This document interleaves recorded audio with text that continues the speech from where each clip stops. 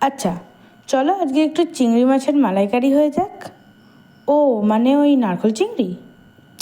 না, নারকোল চিংড়ি আর চিংড়ি মাছের মালাইকারি সম্পূর্ণ আলাদা একটা জিনিস। নারকেল ভেঙে নারকেল কুড়ে তার মালাইটা আলাদা করে নিয়েছি।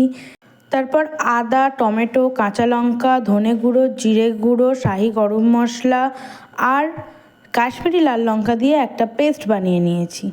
এইদিকে তেলের মধ্যে চিংড়ি মাছগুলোকে দিয়ে খুব ভালো করে ভাজা করে নিয়েছি। তারপর তার থেকে আর তুলিনি, তার মধ্যেই দুটো তেজপাতা ফোড়ন দিয়েছি, দিয়ে মশলাটা দিয়ে দিয়েছি। খুব ভালো করে নাড়াচাড়া করে জল দিয়ে টকবক করে ফুটিয়ে নিয়েছি। তারপরে দিয়েছি নারকেলের মালাইটা। এই মালাইটার জন্যই কিন্তু নাম চিংড়ি মাছের মালাইকারি, নারকোল চিংড়ি নয়।